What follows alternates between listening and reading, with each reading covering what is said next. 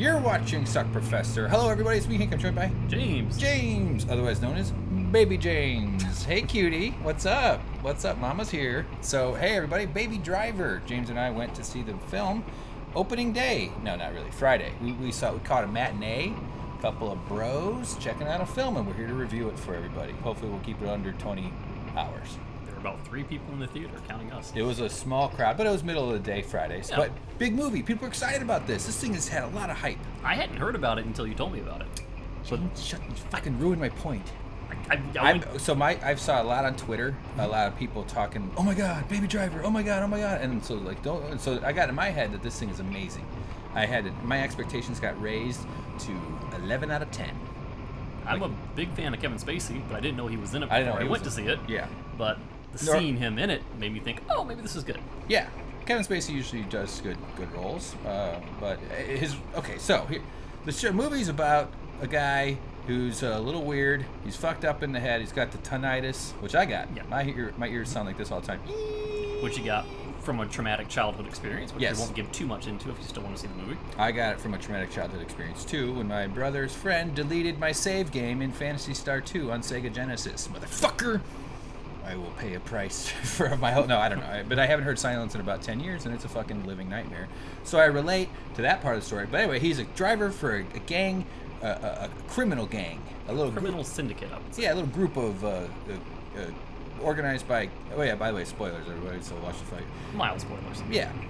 Kevin Spacey... he runs the show, so he sort of puts the jobs together, and then they've got this young-looking kid who wears earbuds all the time because his ears... And he dances and sings and stuff. Yeah, think of him as like Lester from Grand Theft Auto 5. He's the guy who assembles. He's like the producer of the heists and things that he... Kevin Spacey is like Lester. Yes. Yeah, he's the one with the chalkboard. There's always a guy who's got the whiteboard or the chalkboard who goes, all right, guys, you're going to go here. There's going to be a bank, a tree, a mailbox, a gun, a camera, a police officer, a getaway car. So this is about the getaway guy. And I found the action sequences to be quite engaging. Yeah, it opened with a really, really great action scene where it showed him like weaving and dipping and sliding around obstacles in a car, which I'd never really seen done in a film before. That was really impressive to me. Well, you've seen a lot of car races. Born Identity stands out as pretty good car scenes. This seemed almost like superhuman, though. Yeah. Like he was too good to be true. It was just unbelievable. But the fact that... Hold on. Almost bordering on the Fast and the Furious superhero power type of driving. Yeah. Which they didn't get anywhere. Like, not quite like that, but, you know. This guy's got supernatural control, or preternatural, is that the right? I don't know. Anyway, he's got amazing control of the car. That's why he's the getaway guy. Right, but what do you think about the actor, the main actor, whose name I now know is Ansel Elgort, who was famous for The Fault in the Stars, or in Their Stars. The Fault in Our Stars. Our Stars, yes. Yeah. I'm not a teen romance, tearjerker kind of person, so I didn't know who he was. I'm a teen romance penis jerker. Ew. Sorry. The main reason I say those jokes is because it gets a funny reaction out of James. Honestly, they're not funny. I just like the way James groans. Ansel Elgort or something. Elgort. Agamemnon. Yes. So, what did you think? I felt like he was pretty much the vanilla wafer of actors. He was not interesting to me. He looked like he was a young person trying to do a bad impression of Tom Cruise in Risky Business. He did not leave an impression on me. I found him to be boring, completely plain, forgettable, and not relatable. Okay, I didn't judge him that harshly. They opened with him dancing and singing, or not singing. That would have been fucking unbearable. Mimicking. But yeah, right, mouthing, I guess, mimicking. But dancing around, kind of bringing coffee back. So he's also they're accomplishing a couple things there. They're establishing his character, that he's connected to music. Music is a very important part of this movie. It plays a lot of, and I'm going to sound like a moron here because I don't have a good musical hard drive in my head. So, and then that's something I think probably if you do love music, if music is a big part of your world, the way you experience emotion and things, which it is to me for some things, but it's not like it is for a lot of people. This movie was probably really good for you for that reason, if you really like those kind of songs. But anyway, he's dancing around. I don't know why I'm talking about this. I forgot where I was going. But they're establishing that he's into the music, but they're also establishing that he's the low rung on the totem pole with the coffee. You always send the gimpiest bitch to go get the coffee. That's why, Hollywood is filled with gimpy bitches fetching coffee, right? Yeah, I've done it. So that's him. But then, luckily, though, so it opened with that stuff, with him kind of walking on the sidewalk, looking around light poles, real cool, you know. He's got good control of his body, similar to how he moves those cars around, James. But I was really glad though that didn't keep up. They didn't keep up with that music shit the entire time, like, or the dancing stuff. Like if he was doing that throughout the whole thing, I would have been like, what the fuck am I doing here? What Right. I'd rather be home sleeping. He's got a very notable quirk though that people kind of give him crap for throughout the movie, is that he doesn't talk much. He's a very silent guy. Yeah. People throw the R word at him. People throw the A word at him. What's the A word? Autistic? Yeah, I mean, he's not. Not that if he was, no problem with that. But Sure. anyway, they question him about that because he's not as social as other people would expect a person to be. And he doesn't fit in with these little groups of goons. Jon Hamm is one of them, which was an interesting casting choice. Yeah, and Jamie Foxx later emerges as another Yep. one. And I was actually kind of... Shane from The Walking Dead played one. Yeah, I was about to say Jon Bernthal, but I can't say his name correctly, but I was really kind of excited to see him in the beginning of this movie because I thought this guy's a good actor. I didn't like The Walking Dead so much with him on it, but in the Punisher series, I thought he was really good. He really came into his own for that, so I was excited. But he's barely in it. He disappears. Yeah, he's only in like one sequence. Yeah, he's in the beginning, and then you never see him again. He gets off an elevator, boom, gone. I kind of expected him to come back later on as sort of like a goon. Kevin Spacey makes a point to say we never do a gig with the same exact crew, but you're always my ace in the hole, my lucky guy. You're my driver, right? And you're the one thing that's always been consistent in all my groups, and I've had nothing but success. Yeah. So he meets a girl. Then he goes on and she's do you have her name? Deborah. Actress? Deborah. Oh, her actual name is Deborah. Lily James. Lily James. Hey, just like you. Yeah. Yeah. Do you know her? Yes. You should introduce me. We have our annual James meeting. Is she attracted to bald, chubby men? Sure. I have weird tan lines, mostly just below the elbow. The rest of me, I look like Casper the Friendly Ghost submerged in a river. All right, so she's a waitress at a diner. At a diner that, not to go into spoiler territory, but this is the same diner that his mother used to work at for a time. Yeah, right. Which is why he has a connection to that. If you're worried about spoilers, I'm going to go a tiny bit into spoilerific territory. So if you're worried about that, plug your ears with your tinnitus stuff right now. Yes, I can't. You can't. I can't. I tried that once, and then the screaming was coming from inside my head. Okay, so really quick spoiler: when he was a kid, he was in a car crash with his parents. His parents died because they were arguing, and he saw the impact. So he saw his mother die. He saw his father die from the back seat. Yeah. Right, and now he suddenly, because he was so traumatized by this, he now is a stunt driver. Yeah, well, I don't understand that. Okay, so I think we should. That's a good debate to have. I like that avenue. But so the girlfriend and him become pretty tight pretty quick. He gets into it. They're right for each other. They're both a little bit think lost. He sees a lot of his mother in her, which really? is because his mother was someone who sang, someone who worked at that particular diner, and she comes through as someone who's singing, who's working at that diner. And he's completely infatuated with his mother because he carries that cassette around with him all the time. That is pretty much like Guardians of the Galaxy. That tape is more important to him than anything because it's the last remnants he has of his mother. Yeah, she lives on in her voice through that tape. He collects He makes cassette tapes using snippets of audio he records out in the world with his recorder. Yeah, great way to get sued. Not a good habit though, too, when you're part of a long-running criminal syndicate. Yeah, or if you work at a law firm or something like that, you don't want to do that. Yeah, we're just randomly recording shit. So that you can go record them and store the tapes for later. Yeah. But one of those is his mom. So we find out his last name is Comey. Comey. Yep. Yeah. Politics joke from James. Yeah. But yeah, we don't want to get too long with the review. But the mom thing at the restaurant. The wait. His girlfriend. What's her name again? The actress. Deborah. Lily James Deborah. Debora. Deborah. She's a little bit of a manic pixie dream girl, which is kind of a trope that you see in a lot of movies. Yeah, she's super one-dimensional. Yeah. I mean, come on. She works at a low-paying job as a waitress, which nothing wrong with working as a waitress. No, but a lot of people she has do dreams that she just wants to go out, get in the car, drive west, leave caution to the wind, go out, blaze our music, and have fun.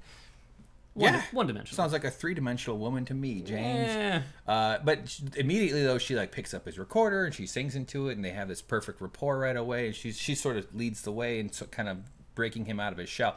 Are you familiar with the manic pixie dream girl? It's a whole thing that's been written about a bunch. Like that. It's usually a female archetype that's written by a male writer. I don't know if this movie was written by a male, but I assume so.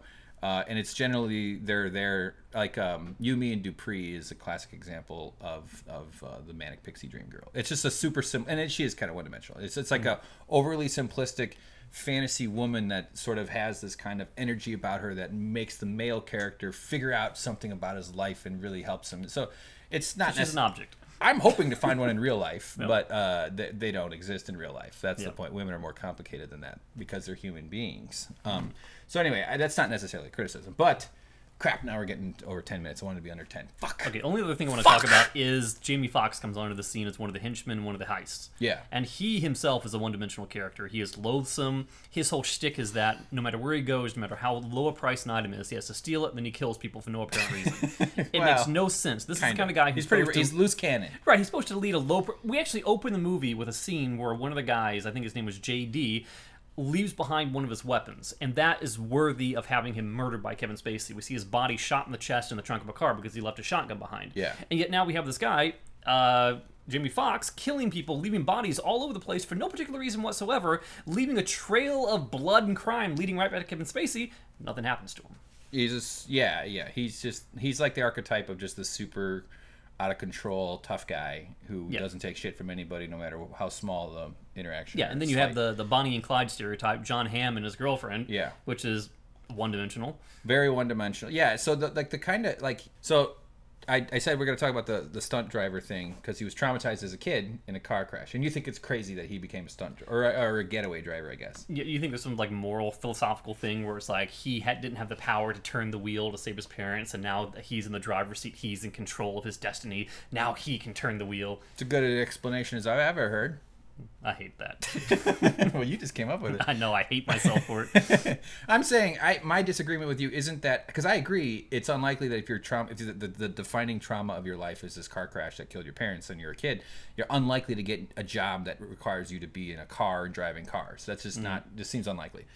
Totally agree. But it's plausible that a person could deal with their grief where they get into the car and they overcome that fear and they become a good driver. You know what I mean? Like, it's plausible. That's all I'm saying. All right, I won that one. Fuck yeah. All right, so did you like the movie? The movie was rated like 97% on Rotten Tomatoes. Yeah, when you told me that you wanted to go see it and you offered to go see it with me, you were like, okay, it's check it out on Rotten Tomatoes. You didn't really say that, but I did that anyway. I saw it was like 97%. I was like, holy crap, this is a great movie. This must be like the Shawshank Redemption Part 2. This must be amazing. Transcendental experience. Yeah, so I was expecting to go into it with like this huge life-changing epiphany to hit me. And what I got was a pretty much a well-executed movie with a very overdone cliche plot with overdone one-dimensional cliche characters that was mediocre from start to finish. I don't understand why people resonate with this movie. I don't get what's so special about it. Have I gotten too old? Am I just not... Is it something with a younger generation where they see this kind of thing and they think, oh, this vanilla wafer kid and this vanilla wafer girl... They have dreams that are one-dimensional and stupid, and they want to go off and live their life. I don't get it. Yep, it is because you're too old. Your heart is covered in a wall of flaky earwax. Yes. Ugh, you're disgusting. No, yeah, I don't get it either. I would say it's a good movie though. I liked it. Here's a good way to suggest a movie. See it at a theater, see it at a primetime at a theater, or like wait for cable, or never see it. So I say wait for cable and watch it. It's a good car chase movie. And there's a lot of great action. That's right. I said this on the way out of the theater that I said that if you take the car chase scenes, he was screaming this before we even exited the theater, and you make them a little bit more serious, and you wrap them into a movie that's like Heat or something that's like a really good serious drama that has great characters, great acting, great story, you have a fantastic movie. Yeah. What it felt like to me was someone took like a really expensive, really good gold covered truffle and then baked like a Twinkie cake around it. Yeah. It deserves more than a Twinkie cake. It does deserve a better rap. Yeah, there are parts of it. Yeah, exactly. Like, that's well said. So how would you score it though? Give it your Rotten Tomatoes score out of 100. Okay.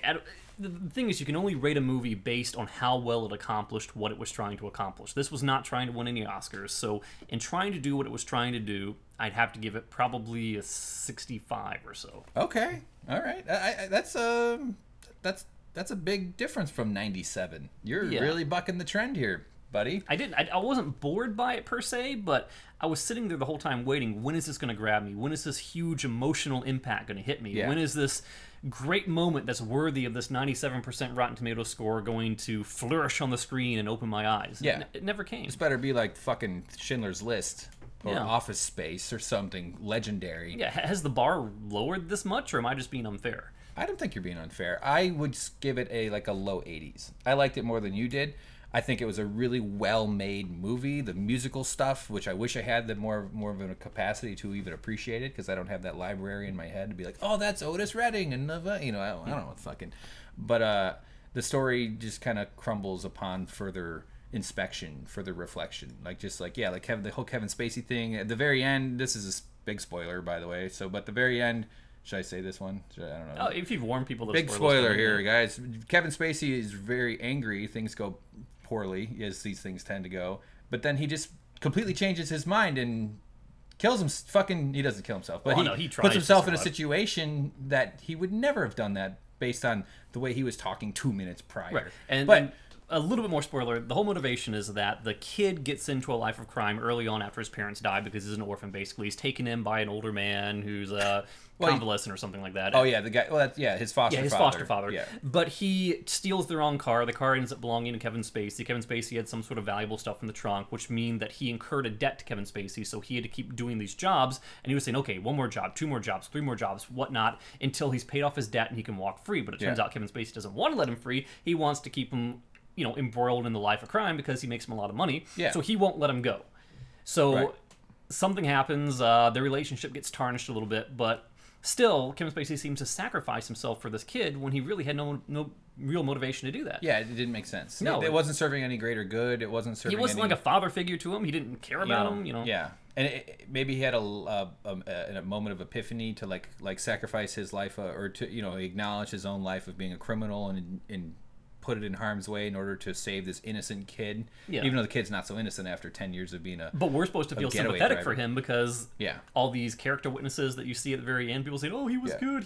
He tried to warn me. Oh, he had a good heart and everything. Like, no, he left a trail of bodies in his wake of innocent people. What about the family of the armored car driver who got shot down in the street when he made his getaway to let those cold-blooded guys get away? Yeah. What about these are first-degree accessory to murder or first-degree murder. Like you get charged for murder if you're just the getaway guy when they go. Oh, absolutely. Every time I take James and we go murder somebody, I wait in the car. James goes in and kills an elderly hobo. Sorry, I'm not sure what I'm saying. Because I can't parallel park, so you have to be the driver. But so then the escape is me trying to parallel park my way out. And I keep bumping the bumpers. Yep. All right, well, there you go. We did this, so we went longer than we wanted, but we kept it under 20, so that's pretty good. Normally we shoot for 10 and we go for 2 hours. I can sum it up in 4 words. Go. I don't get it. All right, I don't get it. That's fair, but it's a good illustration of how expectations mess with the way you evaluate a movie.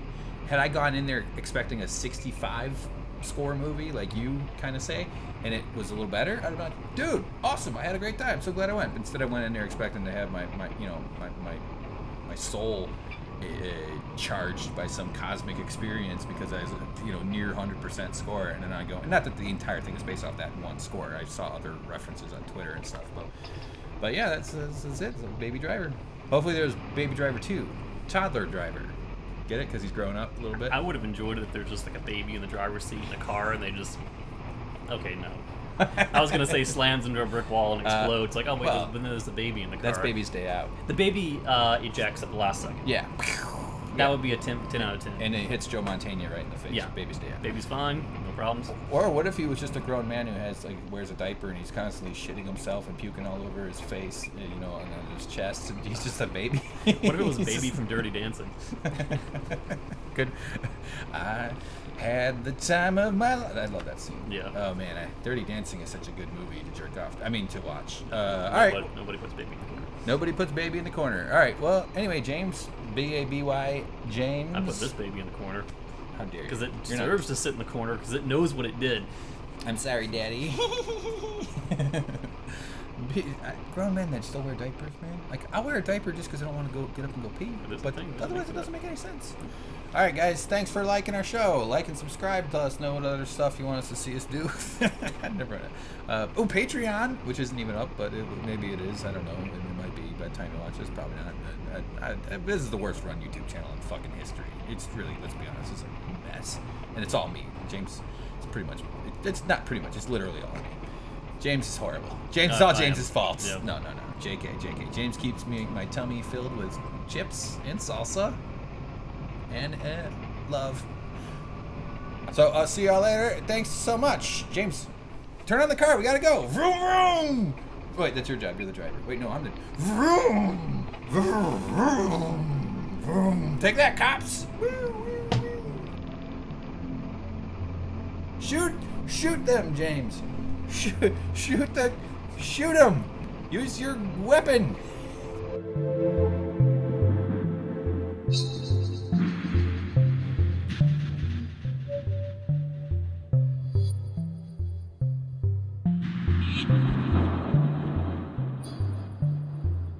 B-A-B-Y James. I put this baby in the corner.